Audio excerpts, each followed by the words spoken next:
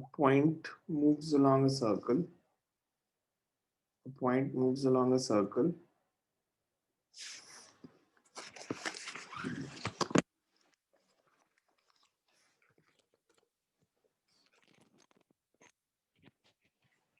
Point moves along a circle with velocity.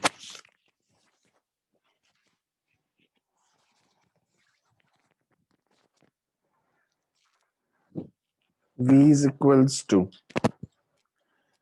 with velocity V is equals to 80. A point moves along a circle with velocity V is equals to 80, where A is 0.5 meter per second square. Find total acceleration of the point at the moment when it has covered. Total acceleration of the point at the moment when it has covered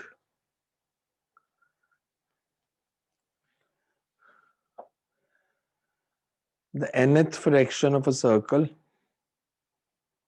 after beginning of motion. Covered nth fraction of circle after beginning of motion. Given that n is equals to 0.1. Given that n is equals to 0.1. 1/10 circle पूरा करने के बाद basically you have to find what will be the total acceleration.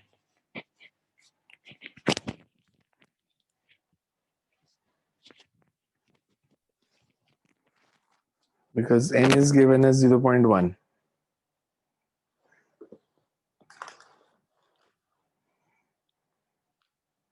Sir एक बार last line repeat कर दो.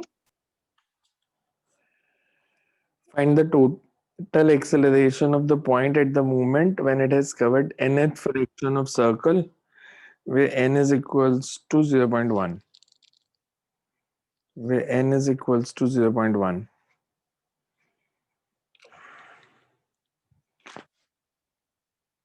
Question समझ आ गया सबको? हमने nth फ्रैक्शन पूरी करने के बाद टोटल एक्सेलरेशन बतानी है क्या होगी.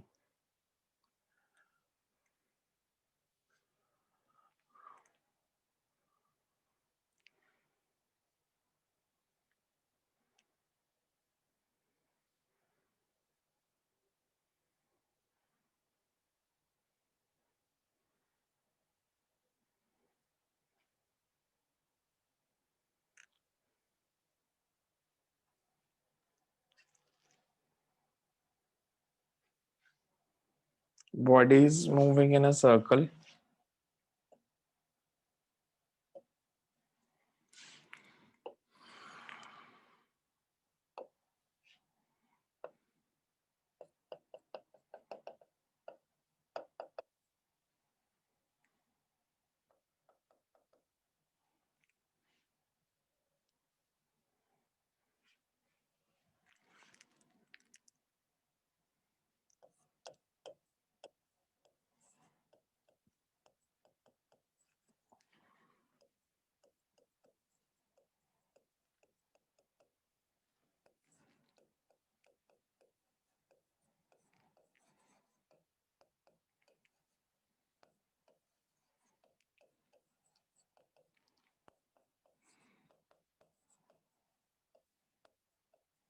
So tangential acceleration given at 2.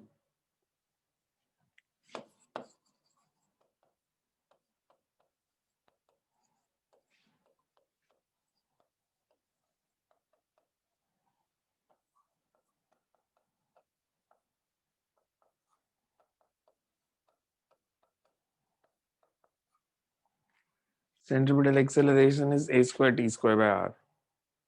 तो हमें t की वैल्यू निकालनी पड़ेगी.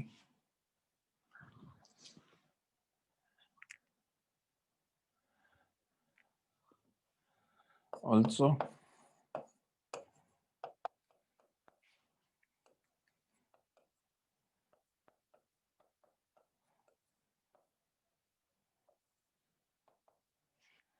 nth fraction of a circle means 2 pi rn.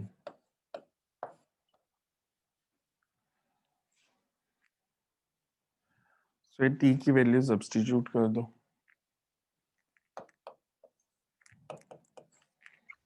Zero point eight. Answer तो 0.8 नहीं है.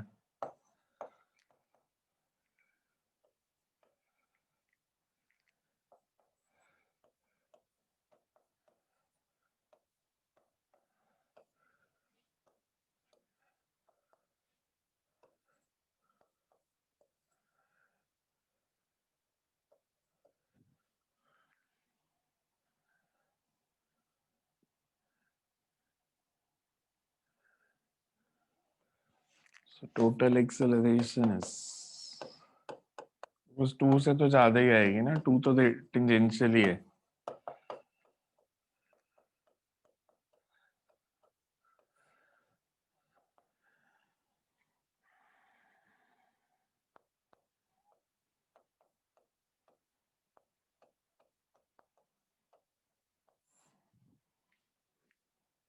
तो इसको सॉल्व करना पड़ेगा.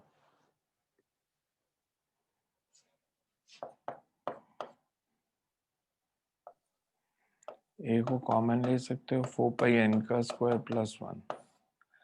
एन की वैल्यू सब्स्टिट्यूट कर दोगे तो विल गेट द आंसर. हमें ए कितना गिवन था क्वेश्चन में? 2. 0.5. 0.5 फिर हो सकता है आंसर. 0.5 है आंसर. तो एन की वैल्यू ले हमने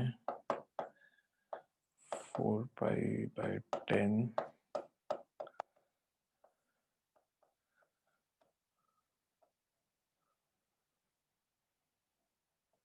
roughly 0.77.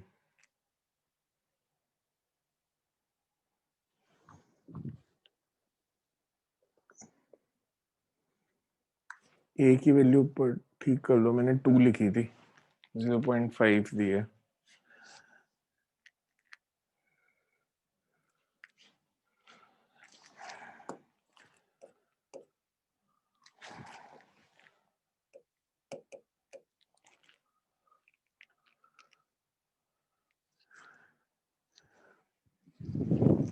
Next rate. ये समझ में आया सबको कैसे किया है?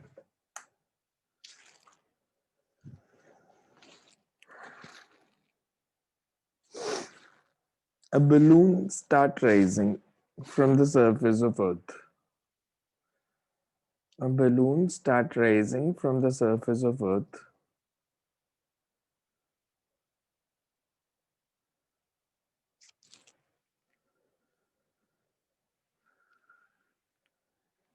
The ascension rate is constant and equal to v naught. मतलब ये vertical velocity दी है. Ascension rate is constant and equal to v naught.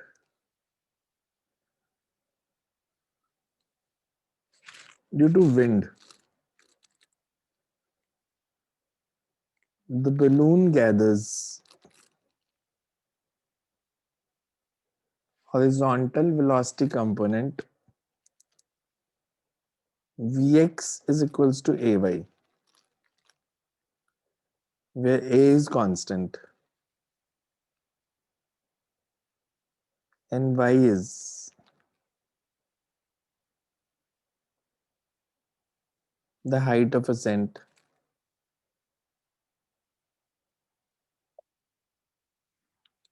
Find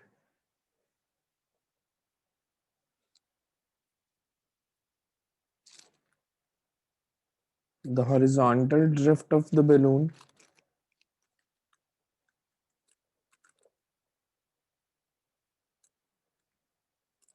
sir एक बार रिपीट कर दो थोड़ा सा. मैं थोड़ी लेट ज्वाइन किया था. एक बार ऊपर करके दिखा दो. ये अब तो मैं नेक्स्ट क्वेश्चन लिखा रहा हूँ. ये मैं इसकी पीडीएफ दे दूंगा, वहां से नोट कर लेना. सर सिर्फ एक ही क्वेश्चन करवाया अब तक. अभी एक ही कराया. Find the horizontal drift of the balloon. B part is tangential and normal acceleration of the balloon.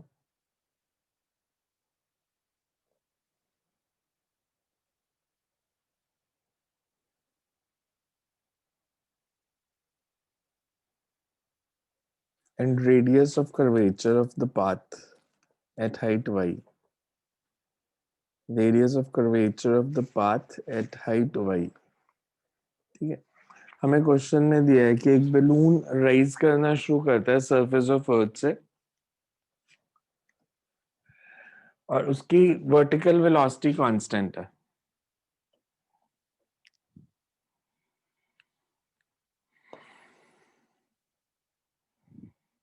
कि जब वो ग्राउंड से राइज करना शुरू करता है तो it has only vertical velocity v not.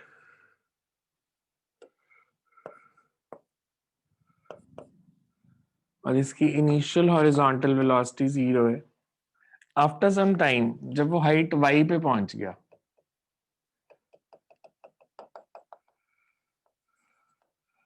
Vertical velocity तो कांस्टेंट है v नॉट,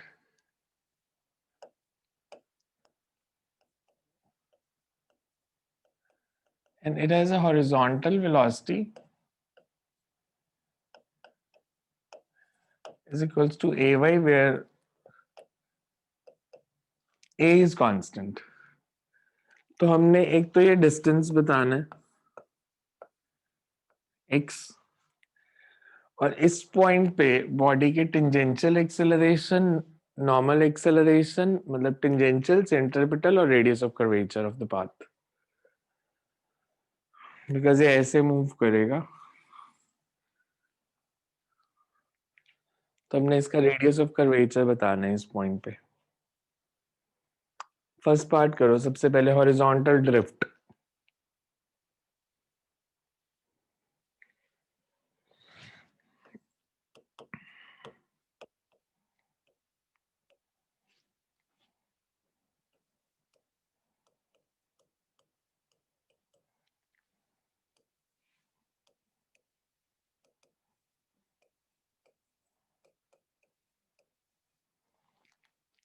बेसिकली इसकी वैल्यू दी है,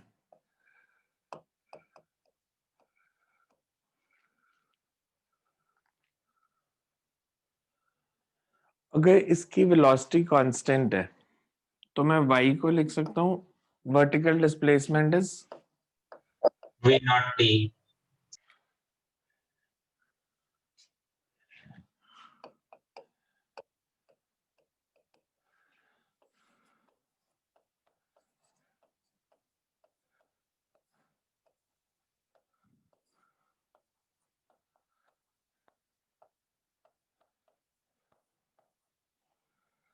you can also write it as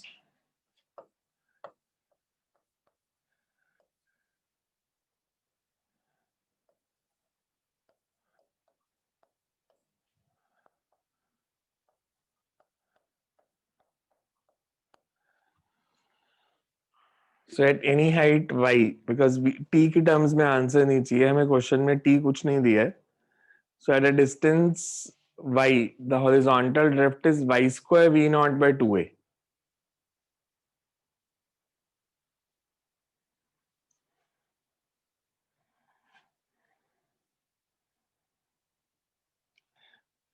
Find tangential acceleration, total acceleration, and radial acceleration at this point. Centripetal acceleration कितनी होगी और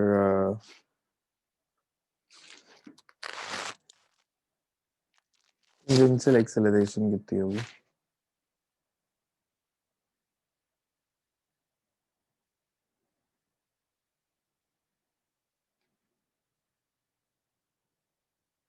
यहाँ तक देखो समझ में आया। सेंट्रिपिटल एक्सेलरेशन कौन सी होती है? हम सेंट्रिपिटल एक्सेलरेशन किसको बोलते हैं? Velocity, acceleration perpendicular to velocity. और टेंजेंशियल जो वेलोसिटी के पैरेलल है, तो हमने एक्सेलरेशन निकालनी है जो वेलोसिटी के पैरेलल है और जो वेलोसिटी के परपेंडिकुलर है।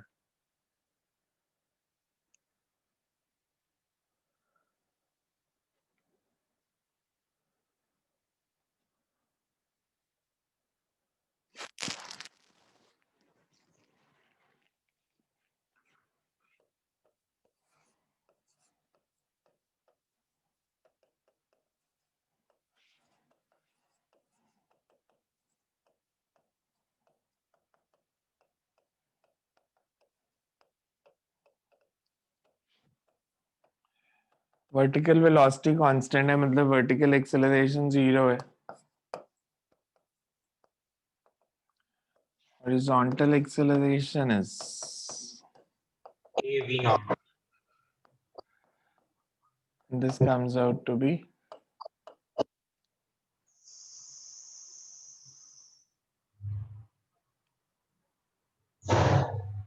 AV naught.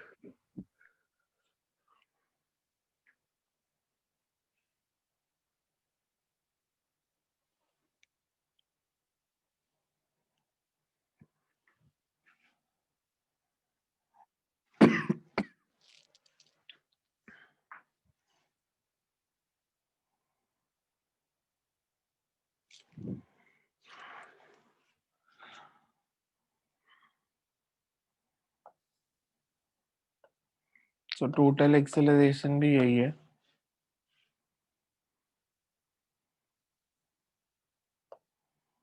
वेलोसिटी के दो कंपोनेंट,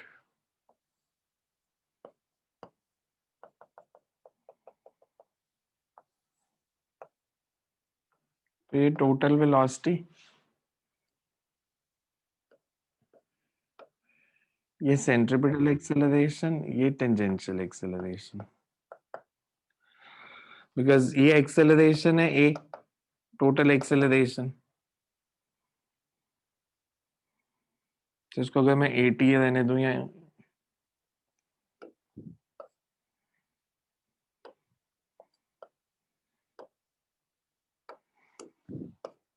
तो ये कंपोनेंट हम बोल देंगे this is tangential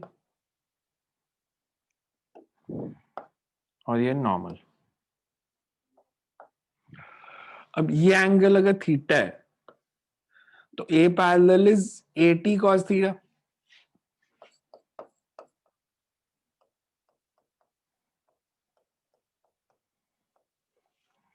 total acceleration is AT, normal acceleration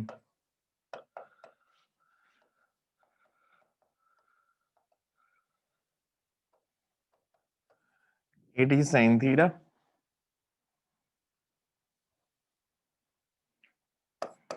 and tangential acceleration जो velocity के parallel है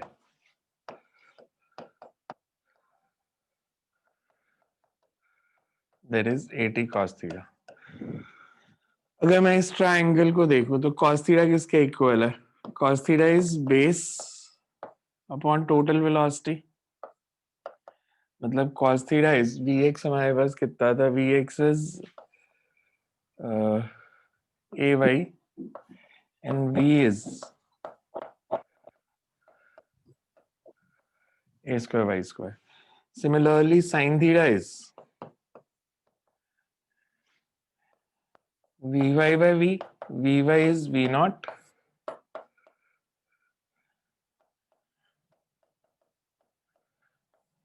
ये दोनों वैल्यूज पुट कर दो तो टेंजेंशियल एक्सेलरेशन आ जाएगी AT cos theta, AT is AV naught and cos theta is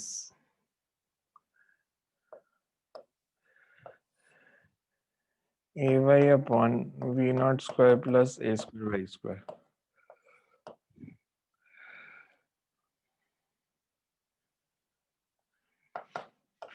और इसको Y को V naught T भी लिख सकते हो तो A square V naught square T, या Y की टर्म्स में भी रहने दे सकते हो, but there is a method. Radius of curvature कैसे निकलेगा? V square by A centripetal. So V naught square upon V square A by parallel, A perpendicular, so वो Yeah. सॉल्व कर सकते हो फिर आप।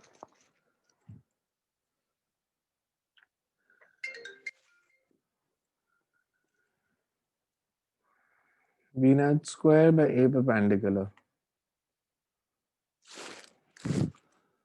Next, but you should know how to find the tangential and the radial components, कि velocity के parallel और perpendicular जो acceleration है वो निकालनी होती है।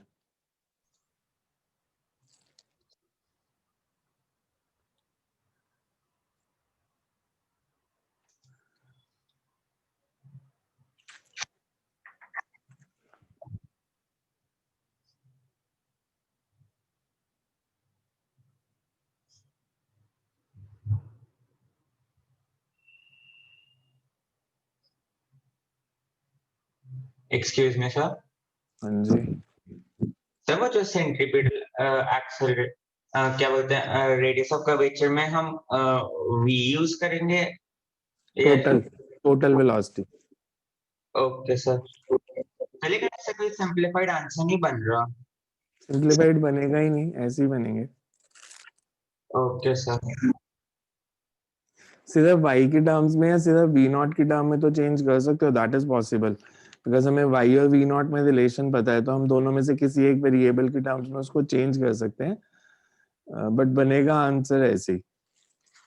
ये सर चेंज तो हो गया लेकिन लंबा सा बन रहा है। हाँ, वो आंसर ऐसे ही बनेगा।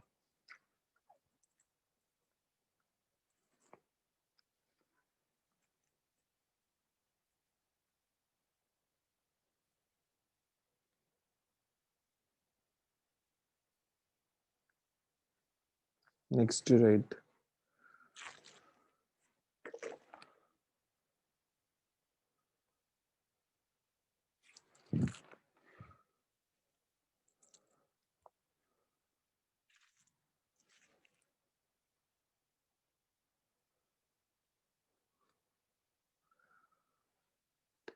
Two bodies were thrown simultaneously from the same point.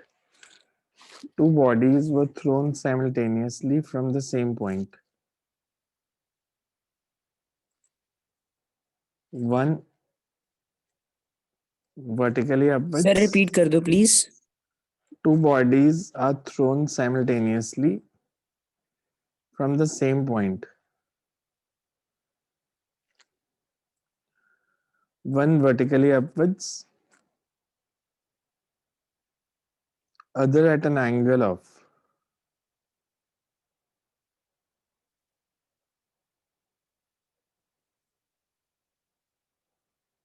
(60° to the horizontal), both with same speed of 25 meter per second. Find distance between them after 1.7 seconds.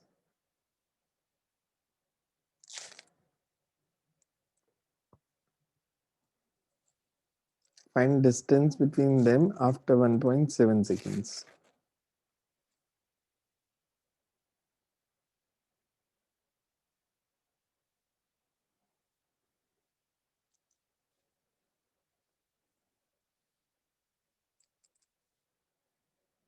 एक बॉडी को वर्टिकली अपवर्ड्स थ्रो किया और एक को throw किया at an angle of 60°.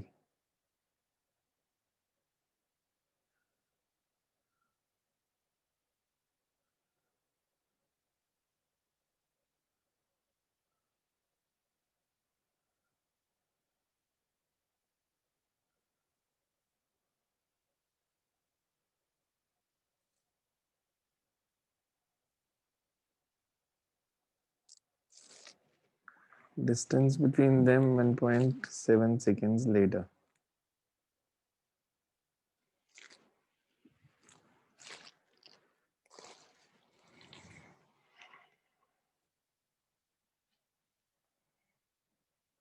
Sir question यही था ना, two bodies are thrown simultaneously at an angle 60° to horizontal both नहीं, with. one vertically upwards, one at an angle of 60° to horizontal. ठीक है।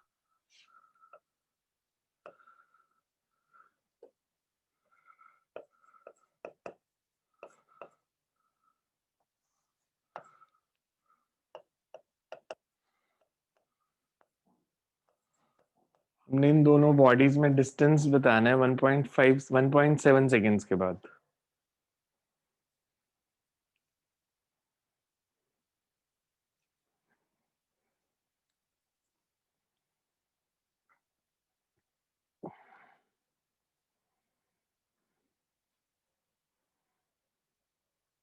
Sir, approximately 22. Approximately 22 शायद ठीक है answer.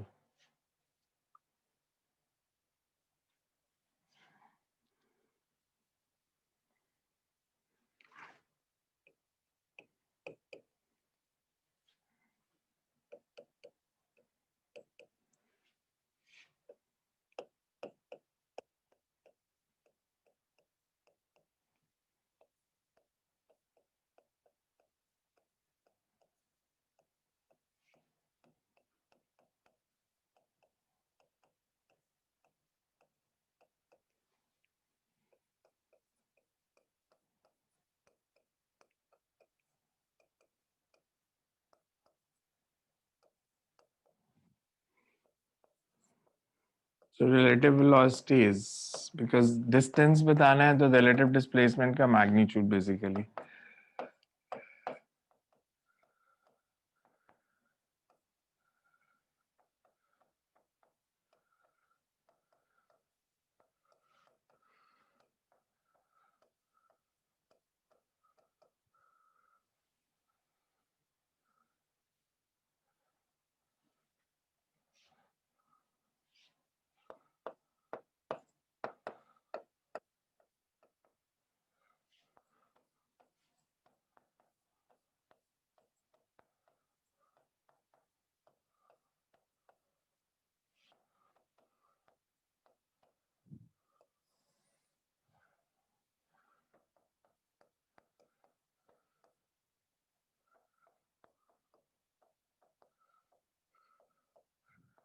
So ये relative speed आ गई because दोनों gravity के effect में move कर रहे हैं तो relative acceleration is 0. Distance between them is relative velocity into time. So ये solve कर लो जो भी आएगा into 1.7. This will be answer. 22 approx.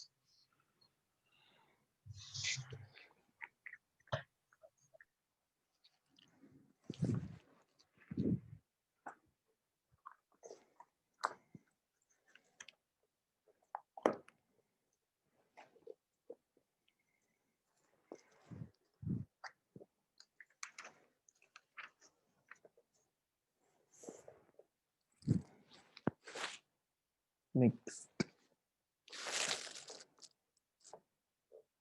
A man is walking with speed v,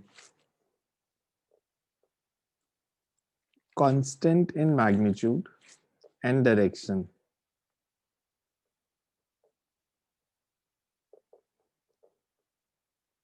Passes under a street. Speed v, constant in magnitude and direction. Passes under a street light. Hanging at a height h above the ground.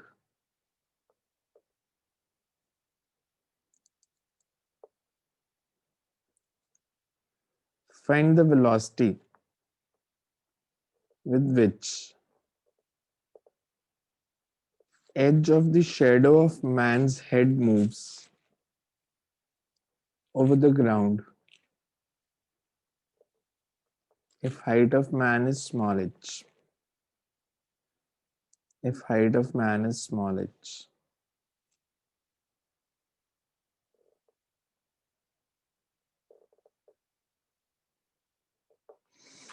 हमें basically दिया है कि you have a man moving on a ground.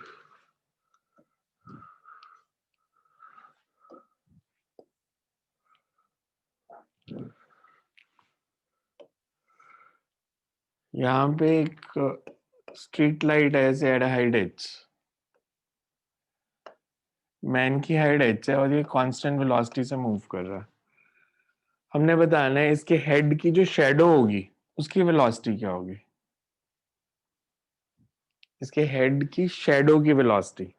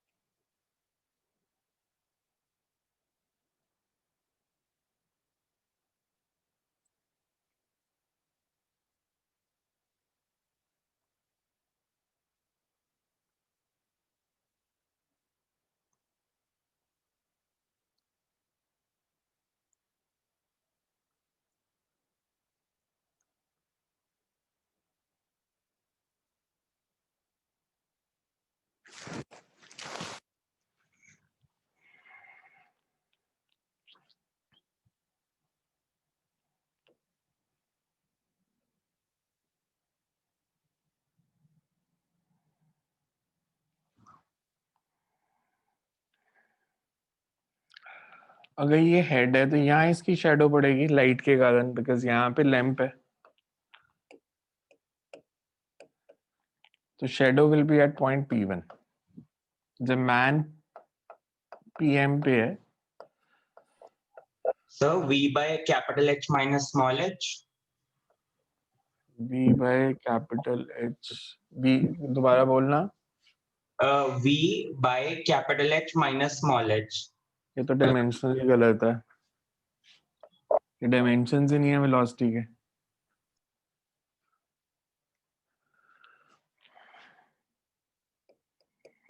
V by H कर दिया तो velocity upon distance velocity थोड़ी होगी. Yes. Answer हमेशा लॉजिकल तो होना चाहिए. अब ये ट्रायंगल और ये बड़ा ट्रायंगल ये सिमिलर है, तो ratio of sides should be same. मतलब अगर मैं ये ट्रायंगल लेता हूं, से मान लो OAB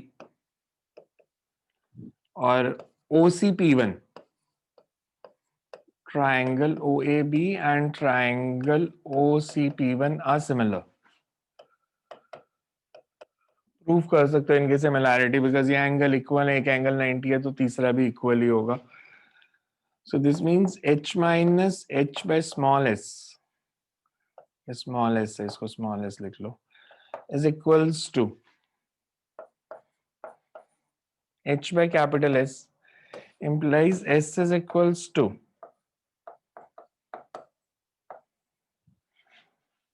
हो गया सॉल्व. बस डिफरेंशिएट कर दो. ds by dt is velocity of shadow. h और h minus h ये तो कांस्टेंट है. ds by dt is velocity of man. So say velocity of shadow is hv upon h minus h.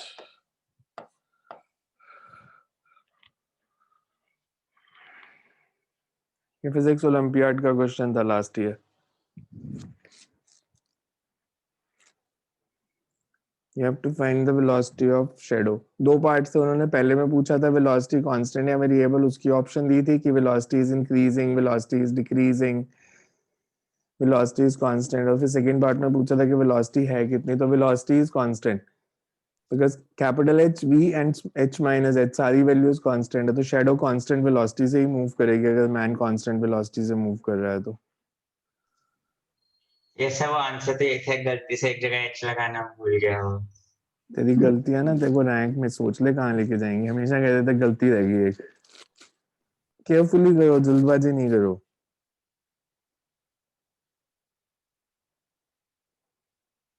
Next, right. Two tourists who are at a distance of 40 kilometers from the camp. Two tourists who are at a distance of 40 kilometers from the camp must reach the camp together in shortest possible time. Must reach the camp together in shortest possible time. आपने distance 40 बोला था. 40 kilometers. They have one bicycle which they decide to use in turn.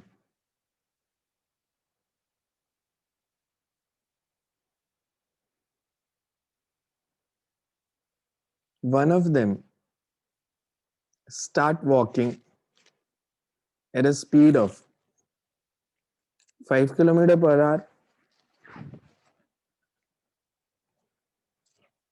and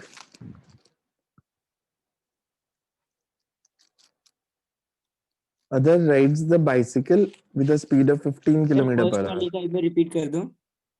Periodically One के बाद. starts walking at a speed of 5 kilometers per hour and other rides the bicycle at a speed of 15 kilometers per hour.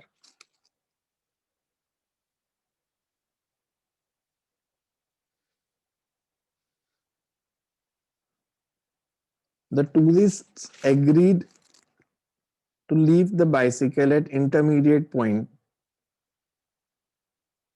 between which one walks and the other rides.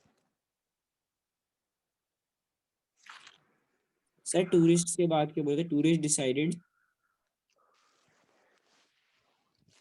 agreed to leave the bicycle at intermediate point between which one walks and the other rides. How long will the cycle remain unused?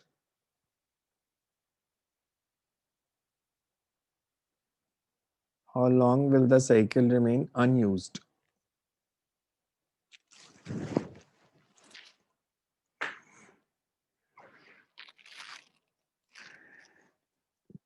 The question around 7-8 years back it came in AIM, but it came in IIT I think in 1978 or 79.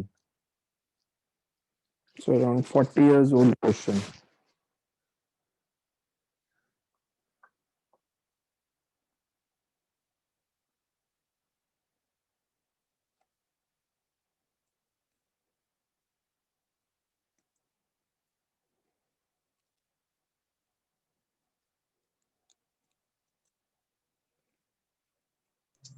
Intermediate मतलब बीच में। Intermediate मतलब कहीं पे भी रास्ते में एक छोड़ देगा, दूसरा फिर पैदल चल पड़ेगा, बिकॉज जो साइकिल पे है वो आगे निकल गया, उसने रास्ते में कहीं पे भी एक साइकिल छोड़ दिया और खुद पैदल चलने लग गया, तो दूसरा पैदल वाला साइकिल तक पहुंचा, फिर वो साइकिल पे चला। उन्होंने ये नहीं कहा मिडल, उन्होंने कहा इंटरमीडिएट।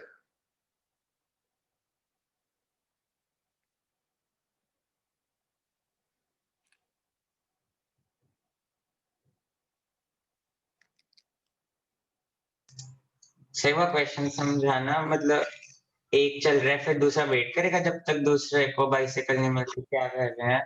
अरे एक पैदल चल रहा है, एक साइकिल पे चल रहा है, साइकिल वाला आगे निकल गया, उसने रास्ते में कहीं पे साइकिल छोड़ दिया, खुद पैदल चल पड़ा, तो पैदल वाला साइकिल तक पहुंचा, फिर वो साइकिल पे चल पड़ा। Okay sir. तो हमने बताना है साइकिल कितनी देर तक यूज नहीं हुआ।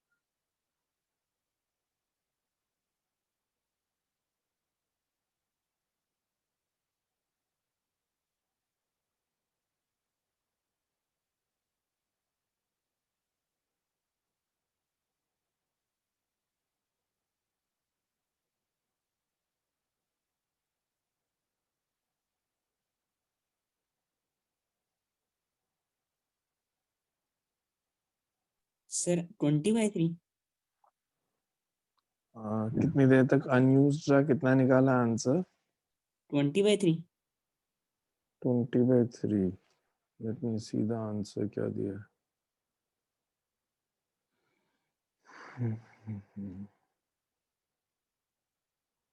नहीं,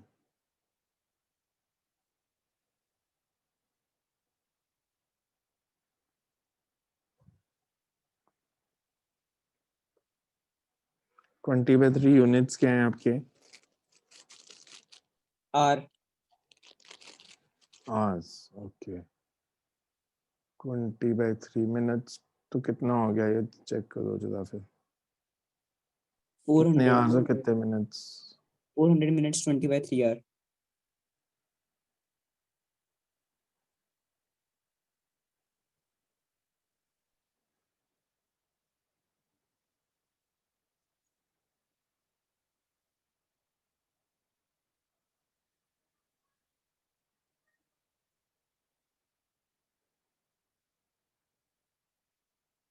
इसको 60 से मल्टीप्लाई कर दें तो 400 मिनट्स। सर आंसर 400 minutes है। नहीं, 400 मिनट्स नहीं है। आपका 400 आ रहा ना? Yes sir. हाँ, ये तो मेरे ख्याल से टोटल टाइम ऑफ जर्नी से भी ज्यादा हो गया। इतना तो टोटल टाइम ऑफ जर्नी भी नहीं आएगा। 400 मिनट्स तो शायद इससे कम ही आएगा टोटल टाइम ऑफ जर्नी।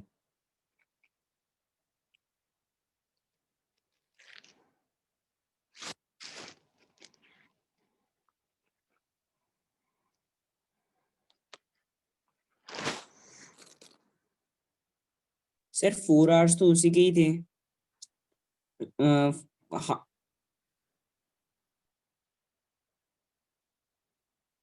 लिखो कंसेप्ट पहले। As both the tourists have to reach together, and both the tourists have to reach together, it implies that. And both the tourists have to reach together, it implies that each tourist will walk half the distance and ride the bicycle for other half time.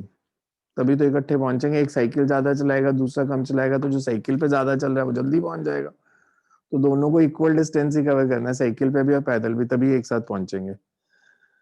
half the distance on bicycle and half the distance walking.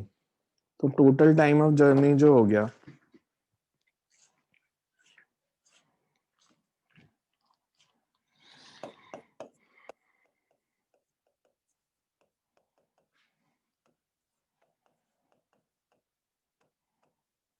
अगर मैं hours में ही निकाल लूं तो s/2 distance पैदल चला, s/2 distance cycle चलाया।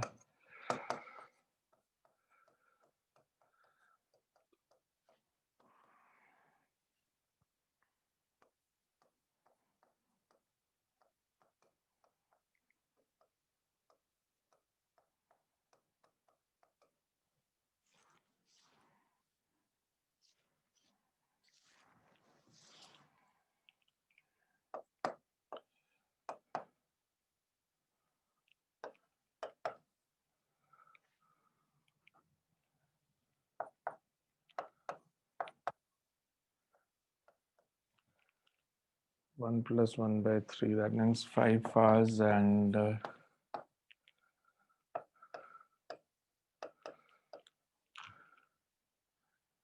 20 minutes.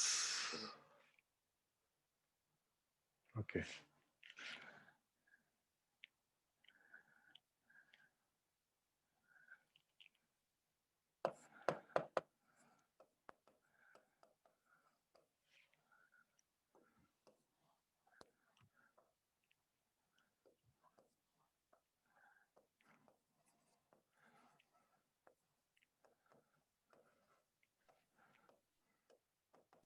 Sir time जब वो अनयूज रही वो 8/3 है। गलती से कैलकुलेशन गलत कर दी थी मैंने। मैं कंसेप्ट ये यही गलतियों से ना आपकी बहुत तंग आ चुका हूँ। Sorry sir.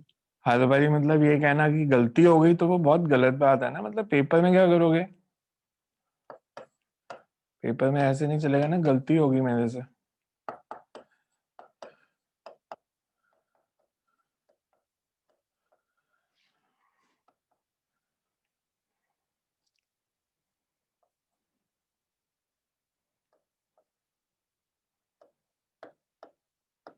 For 2 hours 40 minutes remain unused.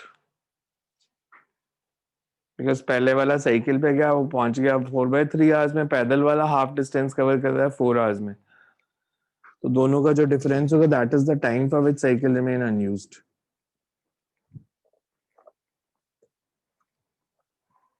Sir इसमें कैलकुलेशन ही गलत हो गई थी पहले, उसमें 40/10 की, पता नहीं सिंपल सी कैलकुलेशन गलत कर दी थी. नेक्स्ट लिखो.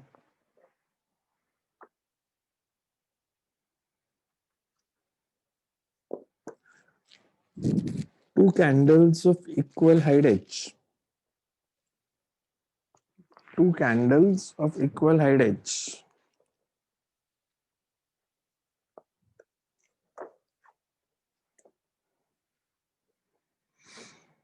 At initial movement are at distance A from each other. Are at distance A from each other.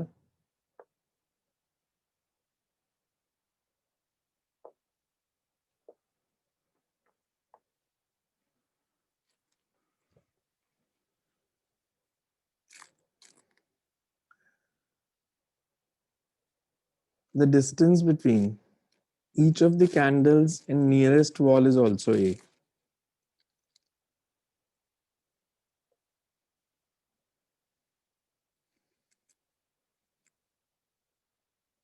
With what speed?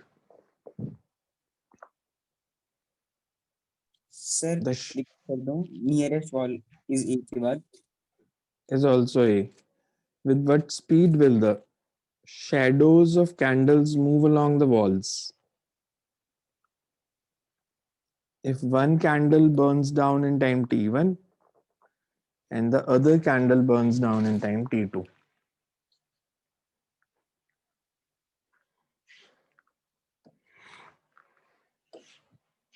हमें ऐसे दिया है.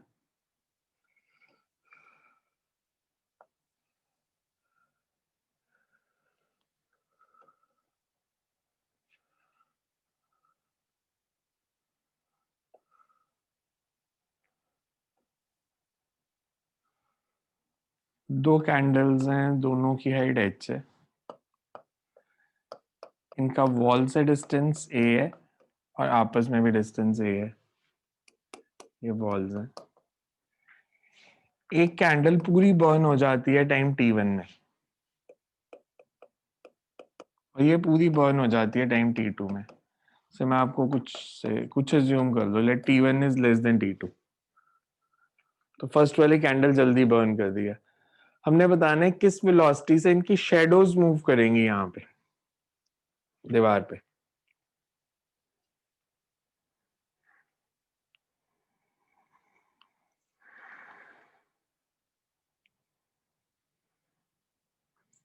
Velocities with which the shadows move on the wall.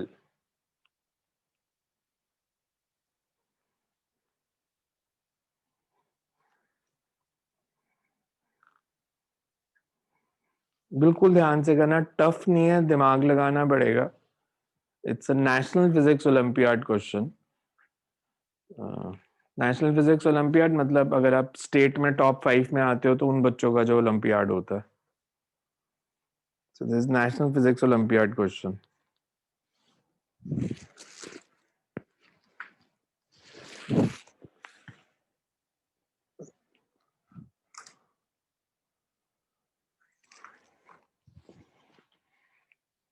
आपकी अगर थोड़ी सी हेल्प करनी है तो मैं कर देता हूँ.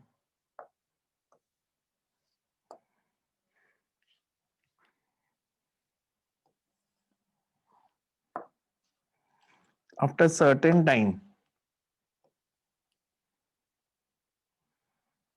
delta t,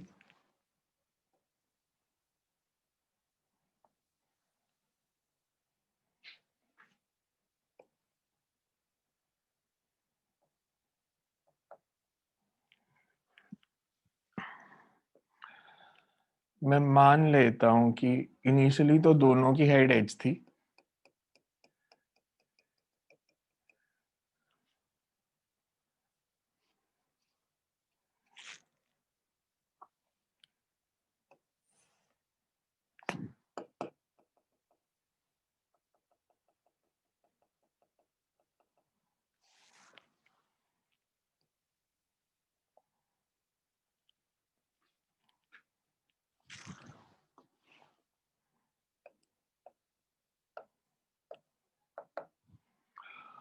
अब एक कैंडल की हाइट डेल्टा H1 कम हो गई,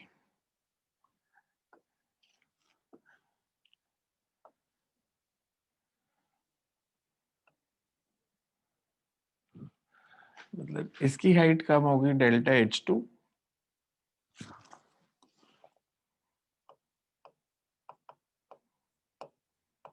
और मैंने लिया था T1 लेस देन T2, मतलब ये कैंडल जल्दी बर्न कर रही है, तो इसकी हाइट कम हुई डेल्टा H1।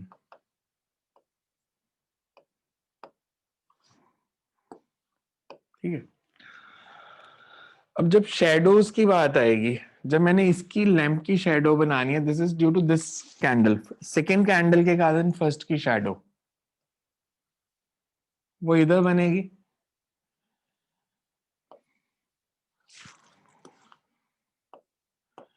S1 पे। अब फर्स्ट के कारण सेकेंड की शेडो बनेगी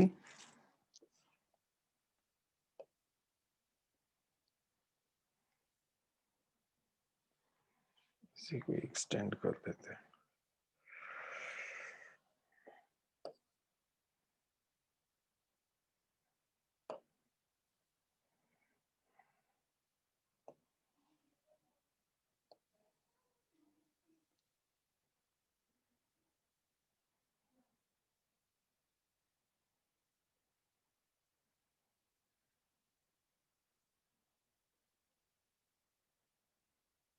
ये सही से डायग्राम नहीं बन रहा।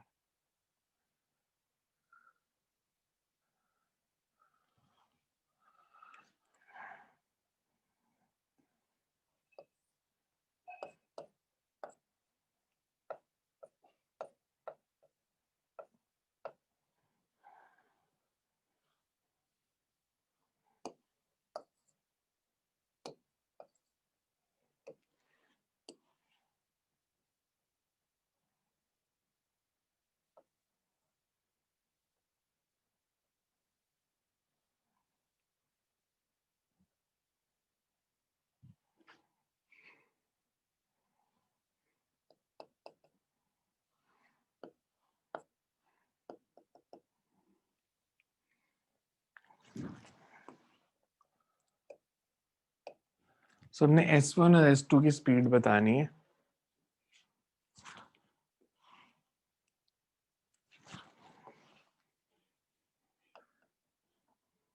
ये डेल्टा H1 है,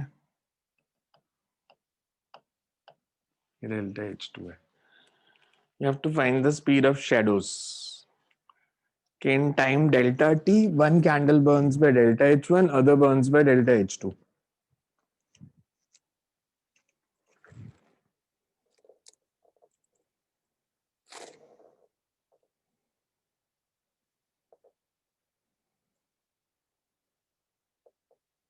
कैसे करेंगे?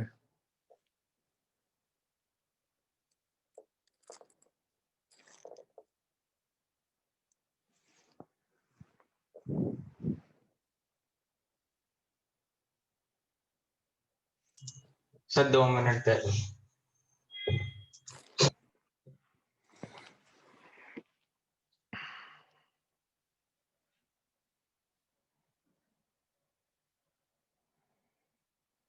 आप किसी भी स्टेज पर डायग्राम बना सकते हो, मतलब मैं यहाँ पे बनाता अगर तो ऐसे बन जाता, कैंडल्स बर्न होती रहेंगी और ये शैडो इधर नीचे, ये भी इधर से नीचे।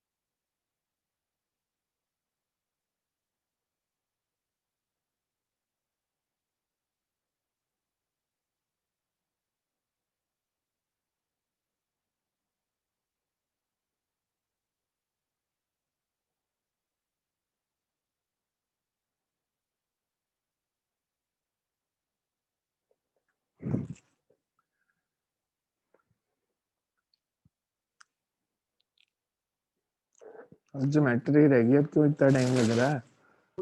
Sir, H1 by 2T1. First shadow one. Delta x is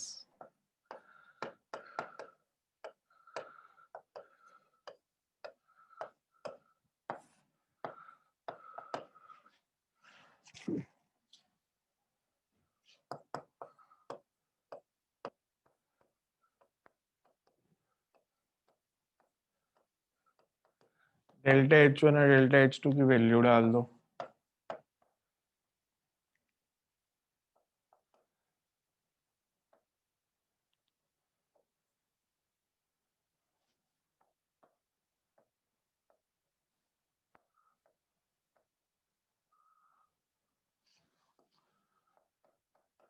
ये आई फर्स्ट की स्पीड, ये डेल्टा एक्स है ना, ये देखो कि डेल्टा H1 तो है, ये डिस्टेंस कितना होगा, जितना ये होगा। ये delta H1 minus delta H2 है, तो ये भी delta H1 minus delta, because ये दोनों ट्राइंगल सिमिलर है।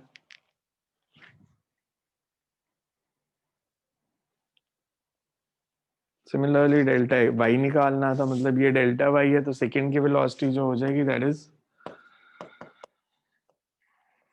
Delta y by delta t, वो भी ऐसे ही निकलेगा ज्योमेट्री से।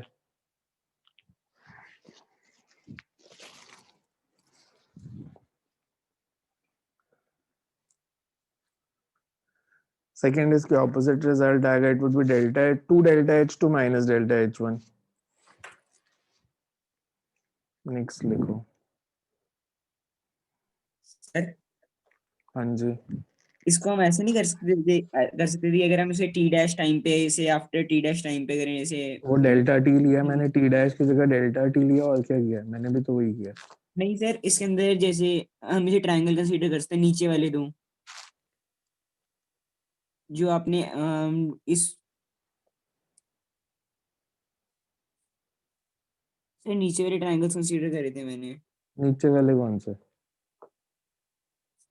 सर अगर जो आपने लाइन ली है शेडो वाली, अगर मैं उसे पीछे एक्सटेंड कर दूं.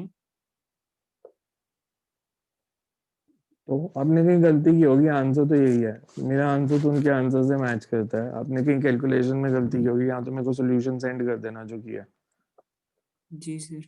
बिकॉज ऐसे समझ नहीं आएगा मेरे को आप कौन से ट्रायंगल लेके कर रहे हो. Next.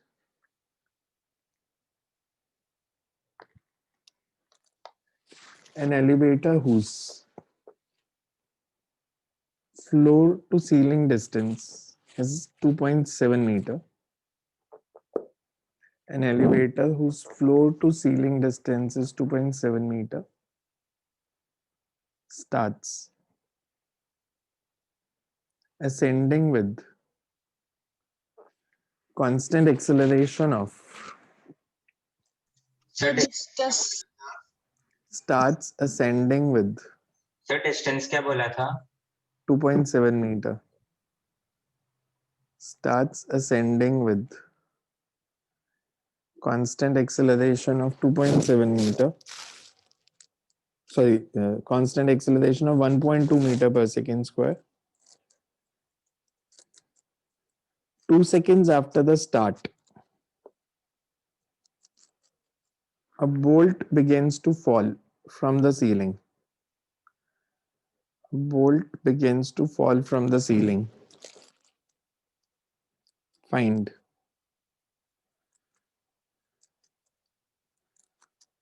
distance covered by the bolt during free fall.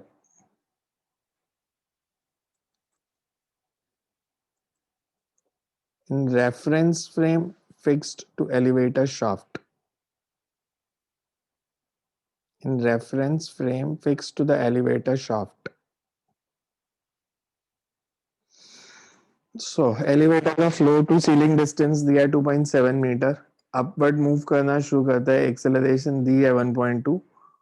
2 seconds के बाद उसकी छत से एक बोल्ट गिरता है, तो हमने बताना है फ्री फॉल में उसने डिस्टेंस कितना ट्रैवल किया before it reaches the floor of the elevator.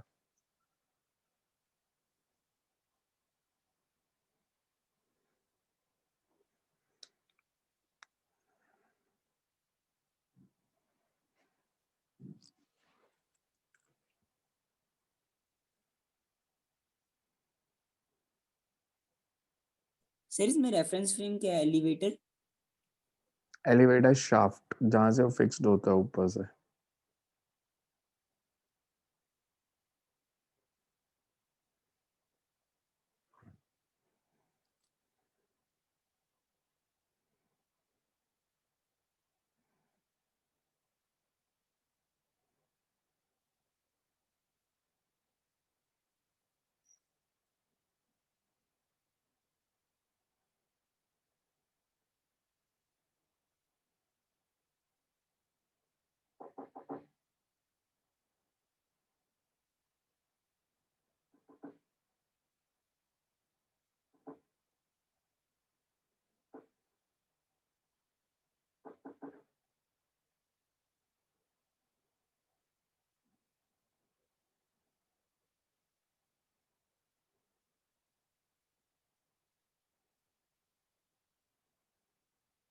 So elevator shaft basically rest पे,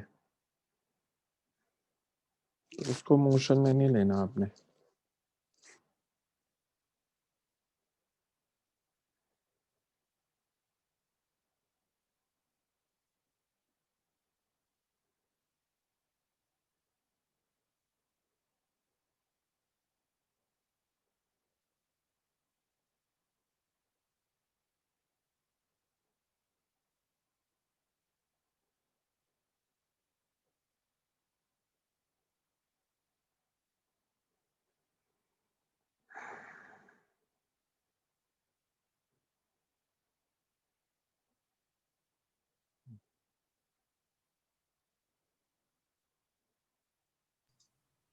Sir, 2.6, 2.7 meter.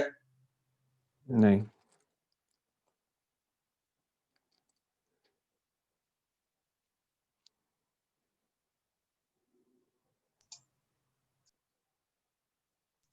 Sir, एक बार last line repeat करना. Question. Find the distance covered by the bolt during free fall in reference frame fixed to elevator shaft.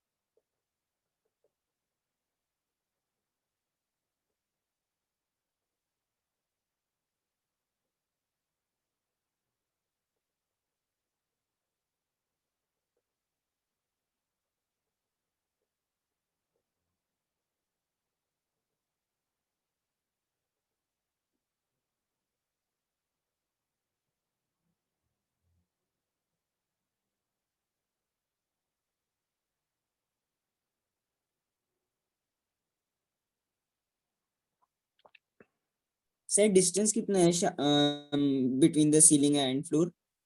2.7 meter.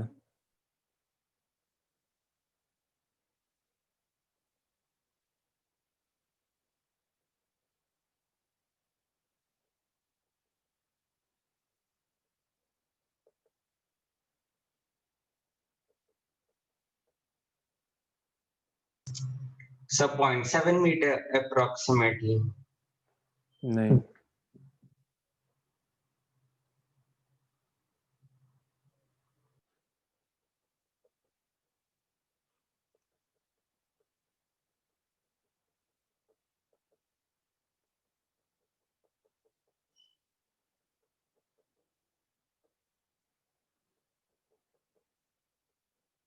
करूँ सवाल मैं?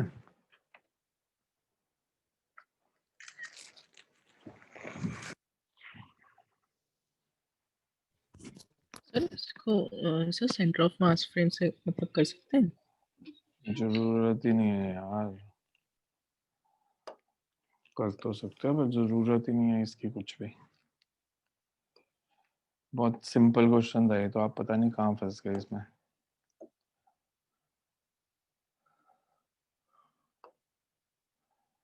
हमें इसका floor to ceiling distance दिया है 2.7 मीटर.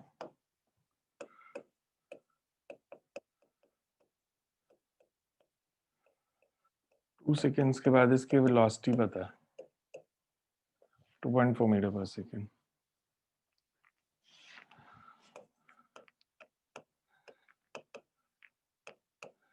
अगर in reference frame of elevator solve करूं पहले, इनिशियल वेलोसिटी 0 बिकॉज जो बोल्ट की है वही एलिवेटर की है. Relative acceleration is 11. 11. because 9.8 plus 1.2 and distance traveled is 2.7 meter. तो टाइम आ गया 2s by a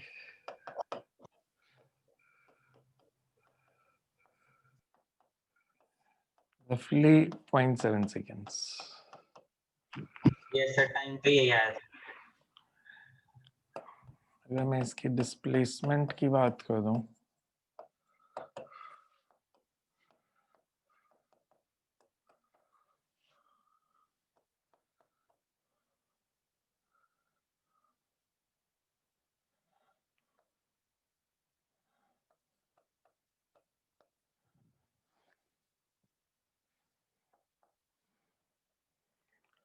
और ये डिस्प्लेसमेंट ये हमें चाहिए नहीं, हमें डिस्टेंस का है।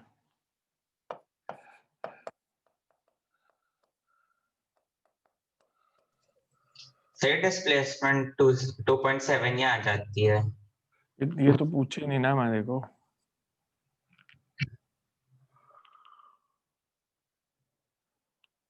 और साथ में सॉरी, ये तो रिलेटिव, अगर रिलेटिव टू ग्राउंड करूं इसको, रिलेटिव टू ग्राउंड करेंगे तो साथ में आ जाएगा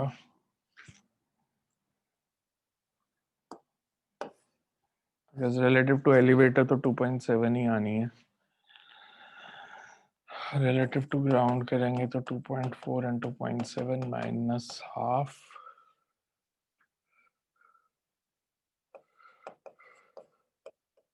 ये देखना वैल्यू कितनी आती है एक बारी। इसको सॉल्व करना, क्या आ रहा है answer? 2.4 and 2.7 minus half gd square. Relative to ground solve कर रहा हूं मैं बोल्ट को।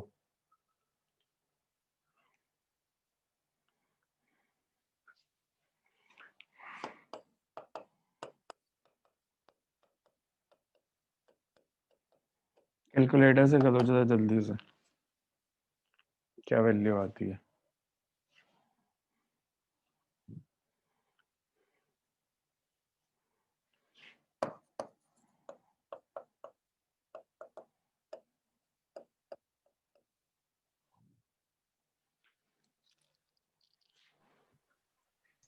Zero point seven. 0.7 okay. Sir negative में आ रही है। नेगेटिव में ही तो आएगी, नीचे नहीं आया bolt. Yes sir, minus. Okay, distance travelled हो गया u square by g plus 0.7।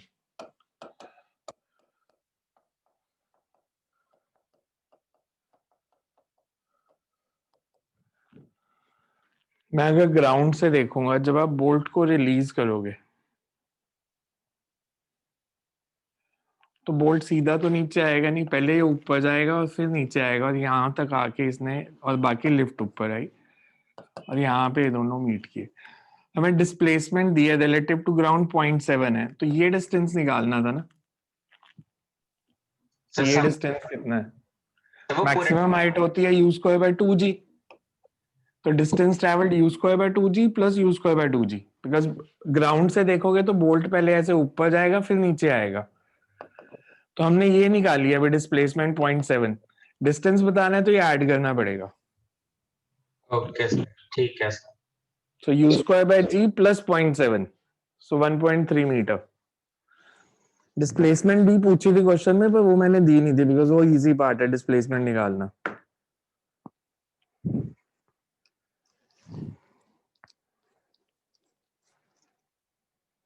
Next, two particles move in uniform gravitational field and initial velocities are as shown. Sir two particles move के बाद क्या बोला? Two particles move in uniform gravitational field and their initial velocities are as shown in figure. Find distance between them when their velocity vectors are mutually perpendicular. Find distance between them. Find distance between them when the velocity vectors are mutually perpendicular. Sir एक बार repeat कर दो, gravitational field के बाद find के बाद क्या बोला था? Uniform gravitational field and their initial velocities are as shown in figure.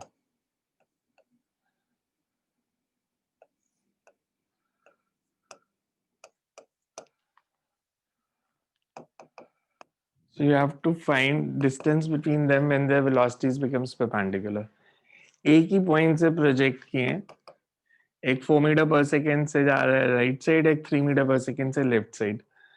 हमने इनके बीच में डिस्टेंस बताना है when their velocities are perpendicular.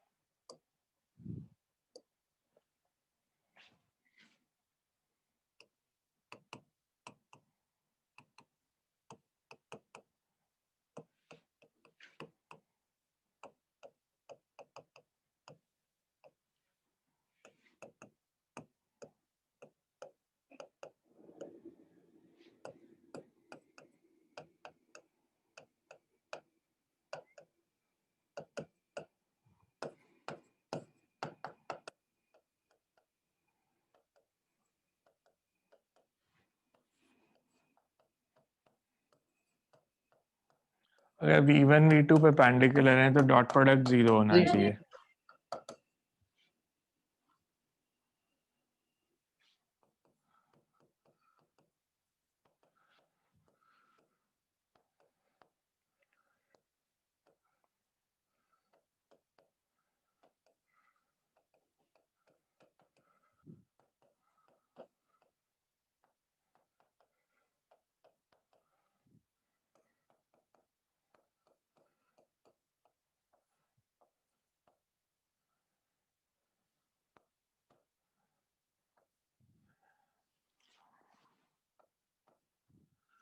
और डिस्टेंस बिटवीन देम बताना है तो इट्स रिलेटिव वेलोसिटी.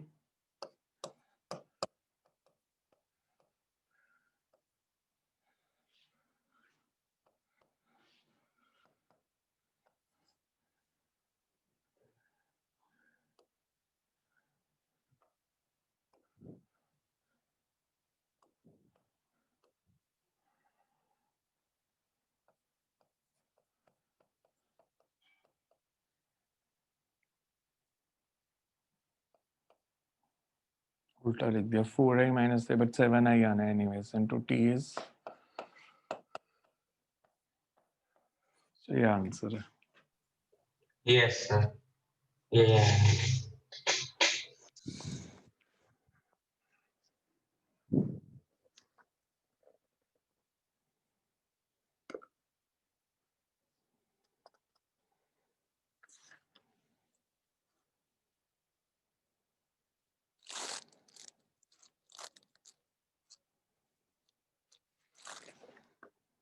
तो इसकी एक असाइनमेंट सेंड करूंगा मैं काइनेमैटिक्स की कंबाइंड सारे टॉपिक्स की, बट उसके इंडिविजुअली डाउट्स लेंगे, ग्रुप में लेंगे, और संडे को टेस्ट होगा फिर से काइनेमैटिक्स का एमसीक्यूज का.